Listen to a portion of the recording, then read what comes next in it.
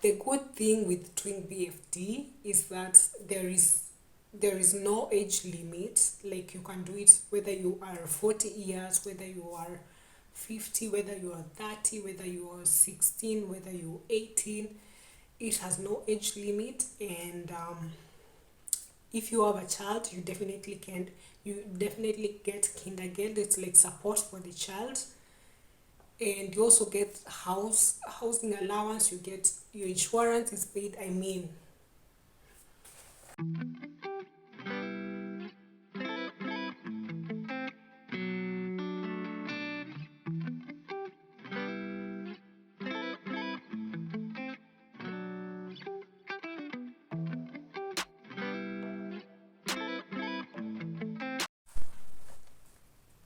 hey, wonderful and amazing people, welcome to my YouTube channel. My name is Jackie Kimani. If you're new here, consider subscribing, join our family. So I share about hair, fussy hair, natural hair, and I also share about my life in Germany, and I also share information about moving abroad. And because we are here to help each other and together we can. So today I will be talking about FSJ and BFD. That is Freiwillige Soziales Jahr und Bundesfreiwilligendienst. So I know it's a bit too much to comprehend. So let us start with FSJ. Um, FSJ is a program that gives you the opportunity to get an insight of working in the social field for yeah that's basically it. And that's the same with BFD. So we have FSJ and we have BFD. So I will be telling you, let me tell you just here beforehand that the difference between the two is just that FSJ, you need to be between 16 and 27 years, but BFD you need to be between 16 and above. There's no age limit for BFD. That is the only Unterschied. Sonst it's fast the same. Um, yeah, yeah, that's basically it. So, how long can you do FSJ? You can do FSJ for base I'm saying F because F. I'm saying yacht because J is yacht in German, so it's basically called FS yacht. That's why I'm saying FS yacht. So how long can you? I've written some notes in case you see me looking down because I have researched everything and I want to pour it out to you all. So how long can you do FSJ? You can do FSJ for a minimum of 6 months and a maximum of 18 months. It's called, most people do it for an year. That is the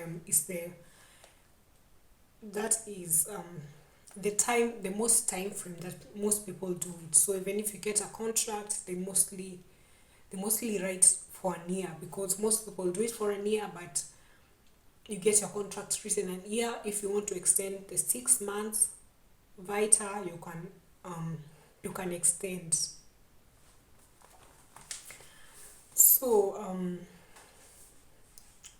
you need to have completed the mandatory school. For example, um okay, the secondary school, I think every place has the high school, the secondary school or something. Yeah. So you need to have completed the mandatory school, and most of them start from August or December or September. Sorry. So the most of them start either August or September. So what is the aim? What is the aim of doing FSJ, or how does doing FSJ help you? It helps you to be flexible and work in team, because wait, where do um where do people do FSJ? In which organization do people do FSJ? You can do FSJ in a kindergarten, you can do in schools, you can do in nursing homes or retirement home, the people, the homes for old people. You can do with you can do with disabled people, or you can do FSJ in a hospital. So the aim of doing FSJ is to help you to be flexible, to work together in team, because mostly in these places you get like you've been grouped to be a team, and then you have the team leader. So you need to be able to work together in team, and it also helps you in to gain work experience, because it's not like work, you're not like doing work, you're volunteering, but you get an experience in the work. It's mostly used to, like, to test. Maybe I want to become a nurse, or I want to take care of old people, so I first go and do FSJ for like an year and see if it's something for me or not. So it's mostly used to gain, it's mostly helps you to get work experience, and it also helps in personal growth. Like, obviously, the more you interact with people, the more you know more, the more you become open-minded and enlightened. And also networking, and after the FSO, to get a recognition, you get a certificate, so that is also a plus. And we also have seminars. You go for, like, maybe I live in this county, I go to another county, I interact with people who are also doing FSJ. I also go to another county, like state, yeah, state. I interact with people who are also doing FSJ. So what are the benefits of doing FSJ? You get you get housing allowance, I think. Yeah, Unterkunft. I think it's like housing allowance, or you get a house, or you give in a house, or you can live in a together with people. Let's say you have, like, what do we call it? You have your own room, but you are living with people. You know, I I I'm having a hard time explaining because this most of the terms are in German, but I'm trying to translate them. Yeah, so you get housing allowance, you get paid. It's like money, it's like pocket money. It's basically like pocket money. And how much do you get paid? You get paid 300 to 700 euros. So that is also something that you get as a plus. You also get the health insurance paid. So if you get, like, so you have to apply for health insurance of your choice. Like, yeah, like you choose a health insurance that you want to work with, and but the organization will definitely pay for your health insurance. You also should open a German bank account, because they will be depositing the money there. Yeah, that's basically it. and you also get to work with cool people, and maybe you stay with cool people, interact with maybe nice people in seminars and everything. So how long should how long does a person work? If you're doing FSJ or BFD, you work for 30 to 40 hours per week, and you also get 24 vacation days, paid vacation days. So if you have a child, you also get kindergarten, that's like child benefit. Yeah, i think that's I think that's it. Yeah, I might have left out some things, but you can please rate them on the comment, maybe ask them on the comment section down below. And so what are the criteria for coming and doing FSJ or BFD? uh, the good thing with doing BFD is that there is no age limit. Like, you can do it whether you are 40 years, whether you are 50, whether you are 30, whether you are 16, whether you're 18. It has no age limit. And if you have a child, you definitely get kindergarten. It's like support for the child. And you also get housing allowance. You get your insurance is paid. I mean, that is the good thing with doing BFD. So if you come from non-EU countries, that is non-European Union countries, if your country is not in the European Union, you definitely need a visa. You definitely need a visa.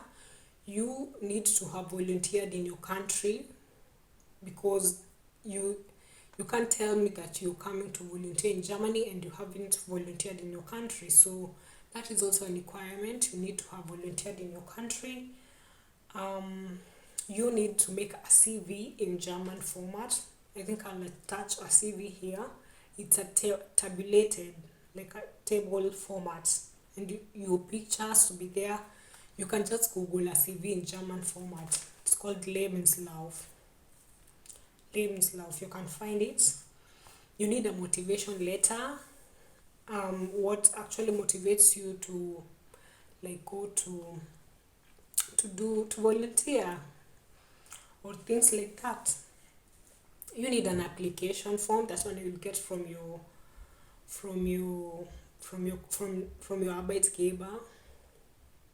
Arbeitgeber. You also need to have you need to look for an insurance. You need to yourself, you need to look for insurance that you're comfortable with. And I've also heard that it is free in Kenya. Like, to get the visa, it's free. For the au pair, if you have not watched my video about the au pair, please go and watch it, please, because that's also another yeah, I think it's here or here. I will attach it here on. So that's also another possibility of coming to Germany. And yeah, you need to, when you're going to the embassy, you need to have like 500 for the G4S, for the courier services. And you will only get the visa if you have already gotten the BFT or FSJ place. So you can't go for the visa and tell them, you give me a visa now, I start searching for a place. You need to first look for a place, get the contract, everything, all the documents ready, and that's when you will get the visa. Let me tell you one thing. Before you go to the counter, to the embassy, now, before you go to the embassy, make sure you have everything in order. Like, and also have 2 copies of everything. I've said that in my previous, like in my other au pair video. Make sure you have everything in 2 copies, and make sure you have everything in order. You see the way they write, you need to bring a passport, you need to bring this, you need to bring this. Just make sure you have everything in order. Don't go there at the embassy counter and then you're doing, oh yeah, they ask you where's your contract, oh yeah, it was somewhere here, and then where is your I don't know, CV, oh I left my CV at home. Please make sure you have everything in order, because that definitely counts. It plays a big role in helping you get the visa, because um yeah, just make sure I'll make another video about things you need to do at the embassy, like to prepare yourself, on things you need to prepare yourself for the embassy, and things that you need to do at the embassy. Also, let me also give you a client tip over here, because yeah, because if you're watching this video, I value you and I know you really want to like get the what's this called, visa. So let me tell you, what did I want to say? Good. 2,000 years later. Oh yeah, there will be a person who will walk you out of the embassy, like maybe a security guard, or maybe the person who was interviewing you.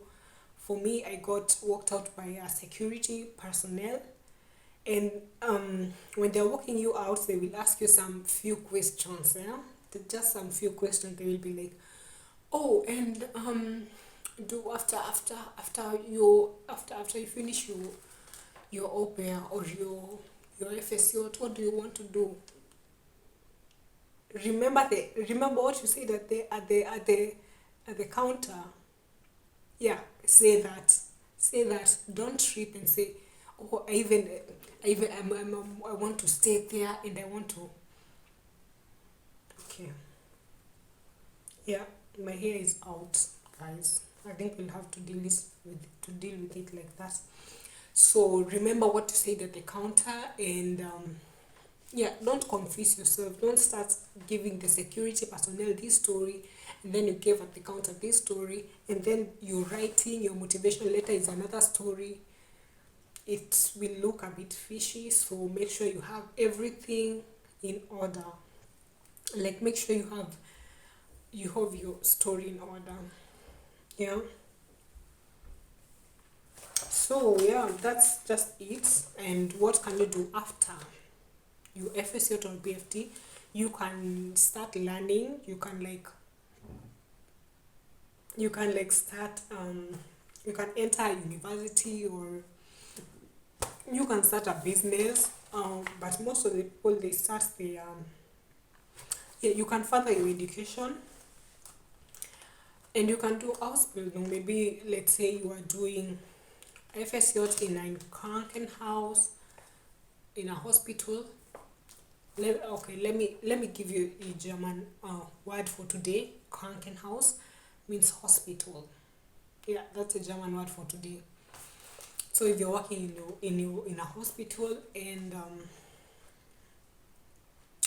you want to do like nursing, you have to do like house building. That's like learning and working at the same time. Yeah. Or maybe you're working with disabled people, you can also learn that. You can do house building for that, for kindergarten, for like, or you can also search another thing that you'll do. Yeah, that's the most advantageous thing about that. I don't want this video to be very long, so I'll just stop it there. If you have any questions, any queries, any comments, please leave it down in the comment section down below. In the description box, I will be linking a link to the German embassy, the German embassy in Kenya. I will be linking. So let me tell you some of the organization that you can work with as an FSJ. So you can work with Diakoni, you can work with Caritas, you can work with I mean there are a lot of places. You can work with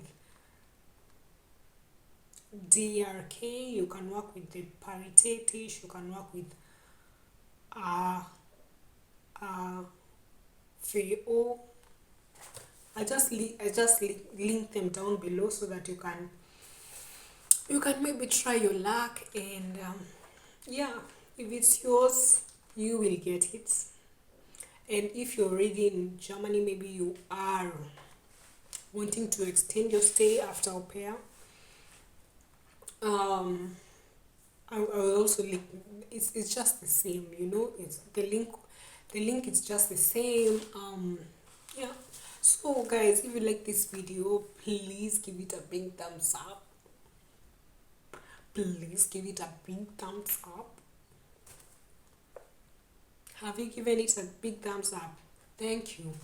So subscribe to my channel for more of this content, and yeah, I will be sure to be bringing you more content, more hair content. I did this twist myself, by the way. Yeah, so bye. Cheers.